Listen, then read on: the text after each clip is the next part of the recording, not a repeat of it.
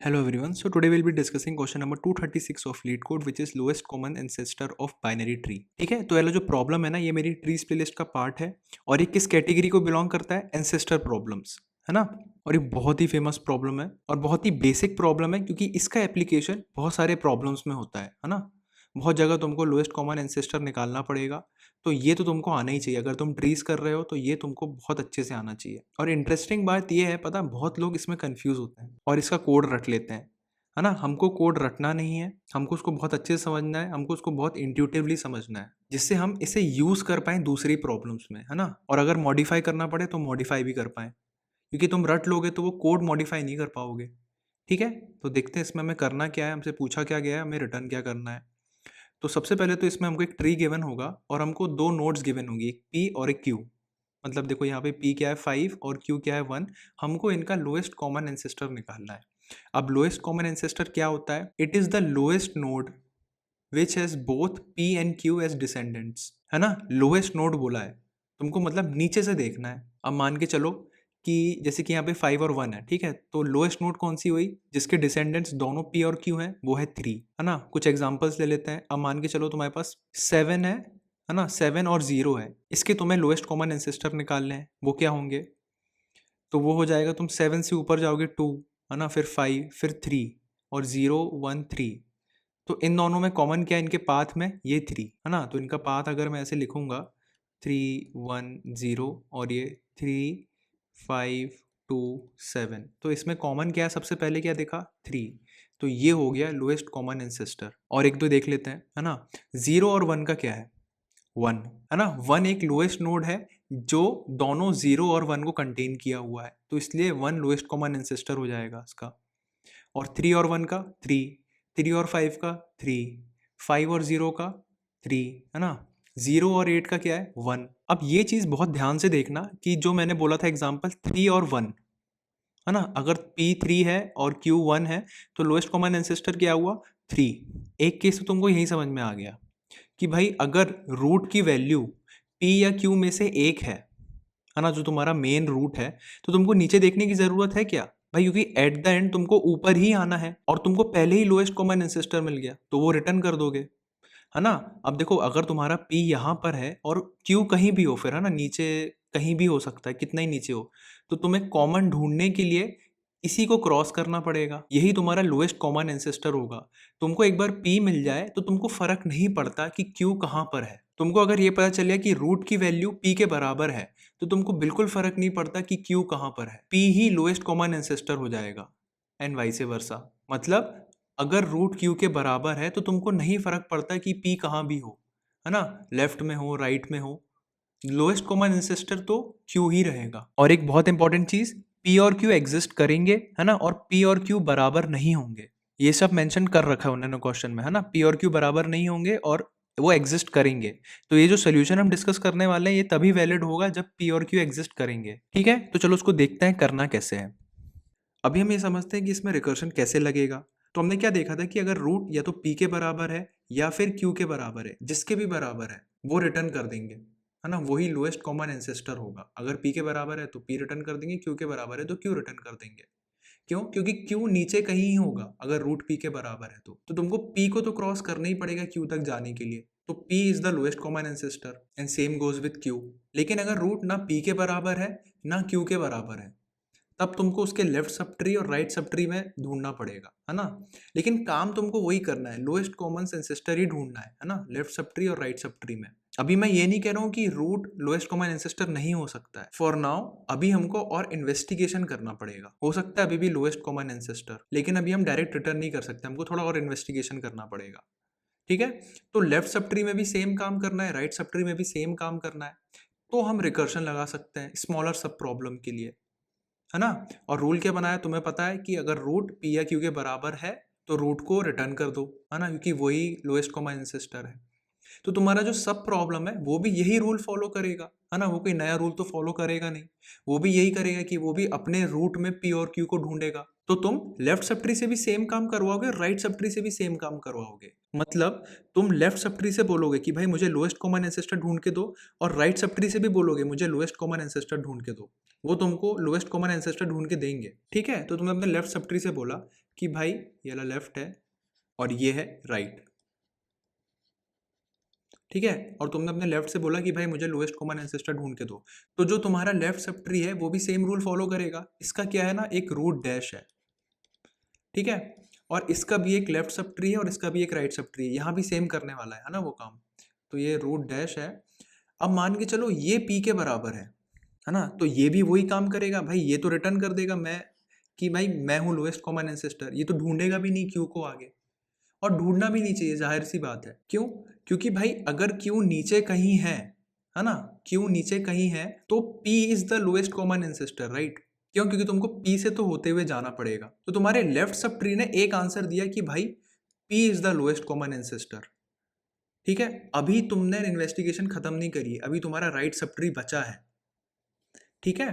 तो तुमने right sub tree से बोला कि भाई क्या कोई लोएस्ट कॉमन एंसेस्टर मिला तुमको। अभी इसमें कंफ्यूज मत होना, है ना, क्योंकि तुम्हारा भी रूल क्या है, तुमको अगर रूट दिख जाता है पी या क्यू के बराबर तो तुम रूट को रिटर्न कर देते हो, है ना, तुम क्यू को नहीं ढूंढ रहे हो। तो ये भी तो पॉसिबिलिटी है कि क्यू यहाँ पे हो ही ना, है ना। अगर क्यू यहाँ पर है ना, ये रूट डैश, इसको थोड़ा सिंपल बनाने के लिए मैंने रूट डैश लिख दिया, और अगर रूट डैश क्यू के बराबर है तो तुम्हारा राइट सब ट्री बोलेगा हाँ भाई एलसीए ना क्यू है ना। और तुम्हारा लेफ्ट सब ट्री क्या बोल रहा है, रूट डैश मतलब पी के बराबर है, मतलब एलसीए क्या है, पी। भाई मतलब तुम्हारा लेफ्ट सब ट्री बोल रहा है कि एलसीए पी है और राइट सब ट्री बोल रहा है एलसीए क्यू है। अब तुम क्या करो, ये तो दुविधा में फंस गए ना।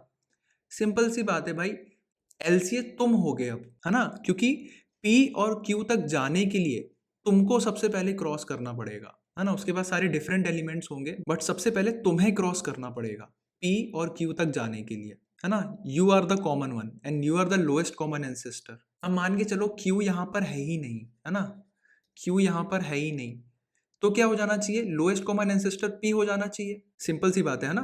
तो ये वाला जो रूट है जो पी के बराबर है, ये एज इट इज रिटर्न हो जाना चाहिए, क्योंकि पी पहले मिल गया इसको और यहाँ से कुछ आया ही नहीं, है ना, क्योंकि क्यू यहाँ पे है ही नहीं। अगर क्यू यहाँ पे नहीं है, यहाँ पे नहीं है और यहाँ पे भी नहीं है, तो क्यू नीचे कहीं होगा, है ना, यहाँ कहीं होगा, यहाँ पे या यहाँ पे कहीं भी हो सकता है। तो लोएस्ट कॉमन एंसेस्टर क्या हो जाना चाहिए, पी, सिंपल सी बात है। और अगर राइट से कहीं आ रहा है और लेफ्ट से भी कहीं कुछ आ रहा है तो क्या हो जाना चाहिए, रूट। ये तुम्हारा काम है ना, ये तुम्हारा काम है। देखो तुम्हें लेफ्ट सब ट्री और राइट सब ट्री एक लोएस्ट कॉमन एंसेस्टर तो दे रहे हैं, लेकिन वो गड़बड़ भी हो सकता है। तो वो गड़बड़ ना हो वो तुम्हें मैनेज करना है, क्योंकि तुम जो रूल फॉलो करवा रहे हो ना वो 100% सही नहीं है ना। मैंने शुरू में क्या बोला था कि भाई रूट अगर p के बराबर है या q के बराबर है तो रिटर्न कर दो उसको कि वो लोएस्ट कॉमन एंसेस्टर है, लेकिन अगर वो उसके बराबर नहीं है तो तुम क्या करोगे। तो ये चीज तो तुमने देखी नहीं ना, इसलिए लेफ्ट सब ट्री से जो आंसर आ रहा है और राइट सब ट्री से जो आंसर आ रहा है तुम्हें इसको वेरीफाई करना पड़ेगा, क्योंकि तुम्हारा जो रूल था वो सिर्फ ये था कि रूट अगर p के बराबर है या क्यू के बराबर है तो तुम उसको एलसीए बना के भेज दे रहे हो भाई, क्योंकि और नीचे भी तो हो सकता है ना। एक और एग्जांपल ले लो, मान के चलो ये रूट डैश है ना, ये पी के बराबर नहीं है, तो ये भी एक सब प्रॉब्लम है ना। इसका भी एक लेफ्ट सब ट्री है, इसका भी एक राइट सब ट्री है ना। अब इसके लिए ये प्रॉब्लम को भूल जाओ, है ना, मतलब ये वाला जो सब प्रॉब्लम है इसका इससे कोई लेना देना नहीं, ये अपना अलग कंप्यूटेशन करेगा। तो ये क्या करेगा, ये बोलेगा कि भाई लेफ्ट सब ट्री से मेरे को एक एलसीए निकाल के दे और राइट सब ट्री से मेरे को भी एक एलसीए निकाल के दे। तुम लोग में से कहीं ना कहीं तो आएगा ही। अब मान के चलो यहाँ पे पी है और यहाँ पे क्यू है, ठीक है, यहाँ पे पी है और यहाँ पे क्यू है, तो जो तुम्हारा सोल्यूशन है वो यहाँ से रिटर्न करके देगा पी, है ना, क्योंकि इस सब प्रॉब्लम के लिए रूट ये है और पी पहले दिख गया तो उसने पी रिटर्न कर दिया। और इस सब प्रॉब्लम के लिए रूट ये है और इसको क्यू दिख गया, भाई पी या क्यू में से कुछ भी हो वो रिटर्न कर दो, है ना, यही बोला है, तो ये क्यू रिटर्न कर देगा। अब इस रूट के लिए इस सब प्रॉब्लम के लिए भी सेम चीज हो रही है, राइट। लेफ्ट से आ रहा है पी, राइट से आ रहा है क्यू। भाई राइट वाला बोल रहा है क्यू है एलसीए, लेफ्ट वाला बोल रहा है पी है एलसीए। तो ये टास्क तुम्हारा है, ये चीज वेरीफाई करना कि भाई अगर दोनों साइड से एलसीए आ रहा है तो मैं एलसीए हूँ, मैं हूँ मेन एलसीए, है ना। तुम दोनों की इंफॉर्मेशन गलत है। लेकिन अगर एक साइड से कुछ भी नहीं आ रहा है तब मैं ट्रस्ट कर लूंगा कि जो मेरा लेफ्ट सब ट्री है या राइट सब ट्री जहां से भी आ रहा है वो ही एलसीए है ना। मतलब देखो जैसे कि यहाँ पे अगर क्यू नहीं है ना इसके राइट में, तो क्यू यहाँ तो है नहीं और यहाँ पे भी है नहीं और यहाँ पे भी है नहीं, है ना। क्यू क्या होगा, पी के लेफ्ट या राइट सब ट्री में कहीं होगा नीचे, और यहाँ पे क्या रिटर्न हो रहा है, पी। तो ये एक्चुअली में क्या रिटर्न करके देगा मुझे, एलसीए। यहाँ पे मुझे कुछ वेरीफाई करने की जरूरत नहीं है यहाँ पे, क्योंकि मेरे राइट से नल आ रहा है बट लेफ्ट से एक प्रॉपर एलसीए आ रहा है। ये मैंने रिकर्शन पे ट्रस्ट किया था, और यहाँ पे मुझे कोई वेरीफाई करने की जरूरत नहीं है। तो यहाँ से पी आ रहा है, क्योंकि क्यू नीचे है ना, तो पी एलसीए हो जाएगा। तो यहाँ से पी आ रहा है और यहाँ से नल आ रहा है, तो यहाँ से मैं क्या रिटर्न करूंगा, पी। लेकिन अगर यहाँ से पी आ रहा है और यहाँ से क्यू आ रहा है, तो यहाँ से मैं रिटर्न करूंगा रूट, ये वाला रूट, कि भाई यहाँ से भी एक एलसीए आ रहा है और यहाँ से भी एक एलसीए आ रहा है। मेरा जो पार्शियल सोल्यूशन है उसका वेरिफिकेशन कर रहा हूँ मैं, है ना। ये वेरिफिकेशन बहुत इंपॉर्टेंट है, नहीं तो तुम्हारा कोड फट जाएगा। तो तुमने क्या वेरीफाई किया, अगर लेफ्ट से भी आ रहा है और राइट से भी आ रहा है, मतलब मैं हूँ एलसीए। तो इसने क्या रिटर्न किया, रूट डैश, है ना। यहाँ पे पी रिटर्न नहीं होगा, यहाँ पे अब रिटर्न होगा रूट डैश, अगर यहाँ से पी आ रहा है और यहाँ से क्यू आ रहा है। ठीक है, अब यहाँ से आ रहा है रूट डैश और यहाँ से आ रहा है नल, क्योंकि क्यू तो है नहीं ना, पी है यहाँ पे, तो यहाँ से तो नल आ जाएगा। तो अगर लेफ्ट से रूट डैश आ रहा है और राइट से नल आ रहा है, तो मुझे कोई वेरीफाई करने की जरूरत नहीं है यहाँ भी, है ना। मेन प्रॉब्लम में कोई वेरीफाई करने की जरूरत ही नहीं रही। फिर मैंने ये मान लिया कि मुझे लेफ्ट सब ट्री सही आंसर देगा। तो मेन पूरा जो सोल्यूशन का आइडिया वो क्या हुआ कि भाई अगर लेफ्ट सब ट्री से भी एक एलसी आ रहा है और राइट सब ट्री से भी एलसी आ रहा है, मतलब कुछ तो झोल है। जो पार्शियल सोल्यूशन है ना, वो पूरा काम नहीं किया। तो यहाँ पे मेरा काम है कि मुझे खुद को एलसी डिक्लेयर करना पड़ेगा। लेकिन अगर लेफ्ट सब ट्री से आ रहा है और राइट सब ट्री से कुछ नहीं आ रहा है, या फिर राइट सब ट्री से आ रहा है और लेफ्ट सब ट्री से कुछ नहीं आ रहा है, तो जो भी आ रहा है ना, जहां से भी आ रहा है वो सही आंसर है, वो एलसीए हो जाएगा। समझ रहे हो, फाइनल लाइन फिर से बोल रहा हूं, अगर दोनों साइड से आ रहा है तो मैं एलसीए हूं, है ना। या फिर अगर मैं पी या क्यू के बराबर हूं तो मैं तो हूं ही एलसीए। या फिर एक साइड से नल आ रहा है और एक साइड से कुछ आ रहा है, तो जहां से आ रहा है वो सही आंसर है। समझ रहे हो, ये मेरा पूरा रिकर्शन का आइडिया था। अब रिकर्शन में मैंने बताया जैसे कि तीन चीजें होती हैं, एक तो बेस कंडीशन, ठीक है, दूसरा रिकरेंस रिलेशन, और तीसरा टास्क। अब बेस कंडीशन तुमको पता है कि भाई अगर रूट तुम्हारा पी के बराबर हो या क्यू के बराबर हो या नल हो, तो तुमको क्या रिटर्न कर देना है, रूट जो भी है। अगर रूट नल है तो नल रिटर्न कर दो, अगर रूट पी है तो पी रिटर्न कर दो, अगर रूट क्यू है तो क्यू रिटर्न कर दो। ये तुम्हारी हो गई बेस कंडीशन, ये तो मैं इतनी देर से बोल ही रहा हूँ मैं। रिकर्सिव रिलेशन क्या होगी, रिकर्सिव रिलेशन में कुछ नहीं, तुमको लेफ्ट सब ट्री में पूछना है और राइट सब ट्री में पूछना है। और टास्क क्या होगा, ये तुमको वेरीफाई करना है। ये बहुत इंपॉर्टेंट है कि भाई अगर दोनों साइड से आ रहा है कुछ, मतलब कुछ तो झोल है, जो कि वो, क्योंकि वो जो सोल्यूशन है ना वो पार्शियल है। सोल्यूशन क्या मैंने बताया था कि अगर रूट पी या क्यू के बराबर है तो रूट इज द एलसीए। भाई ये भी तो हो सकता है ना, ठीक है। तो ये थोड़ा सा ट्रिकी रिकर्शन था, ये मैं मानता हूँ, बट इस टाइप के रिकर्सिव क्वेश्चन करना बहुत इंपॉर्टेंट है, क्योंकि यहाँ पे जो मेन लर्निंग हुई ना वो हमारी टास्क से हुई है। और इससे हमको एक चीज और पता चलती है, जो तुम मेन प्रॉब्लम में कर रहे हो क्या वो कंप्लीट सोल्यूशन है, क्योंकि वही काम सब प्रॉब्लम भी करने वाला है और वही काम उसका सब प्रॉब्लम करेगा। तो अगर वो कंप्लीट सोल्यूशन है then you can rely on recursion. लेकिन अगर वो कंप्लीट सोल्यूशन नहीं है then you need to do some verification, जैसे कि यहाँ पे हमें करना पड़ा। रिकर्शन कोई ऐसा जादू तो है नहीं कि तुमने इसको कॉल किया और वो तुमको एक बार में आंसर दे देगा। जो तुम कर रहे हो वही तुम्हारा सब प्रॉब्लम कर रहा है, वही उसका सब प्रॉब्लम कर रहा है और वही उसका सब प्रॉब्लम कर रहा है। तुम बस वो जो रिपीटेड काम है उसको ऑटोमेट कर रहे हो और एक बेस कंडीशन की हेल्प से उसको रोक रहे हो, ठीक है। लेकिन जो तुम काम कर रहे हो वो भी कंप्लीट सोल्यूशन हो जाना चाहिए। लेकिन अगर वो कंप्लीट नहीं है तब तुम्हें फिर उस आउटपुट का वेरिफिकेशन करना पड़ेगा, जो भी तुम्हारे सब प्रॉब्लम से आउटपुट आ रहा है ना, तुमको उस चीज़ का वेरिफिकेशन करना पड़ेगा, जैसे कि हम यहाँ पे कर रहे हैं, ठीक है। तो आई होप समझ में आया होगा। तो इसको अच्छे से कोड करते हैं। कोड तो बहुत ही छोटा है, जल्दी से हो जाएगा और अच्छे से समझ में आएगा, ठीक है। जैसे कोड कर देते हैं इसको, है ना। इसमें कोई हेल्पर फंक्शन की ज़रूरत नहीं है, यहीं पे कर लेंगे हम कोड। सबसे पहले बेस कंडीशन लिख लेते हैं, है ना। बेस कंडीशन क्या हो जाएगी मेरी, इफ़ रूट या तो तुम्हारी पी के बराबर हो जाए, या फिर रूट किसके बराबर हो जाए, क्यू के बराबर, या फिर रूट नल हो जाए, है ना। रूट नल हो जाए। अगर कुछ भी हुआ तो क्या रिटर्न कर दोगे, रूट, है ना। भाई रूट पी हुई तो पी रिटर्न हो रहा है, रूट क्यू हुआ तो क्यू रिटर्न हो रहा है, नल हुआ तो नल रिटर्न हो रहा है, ठीक है।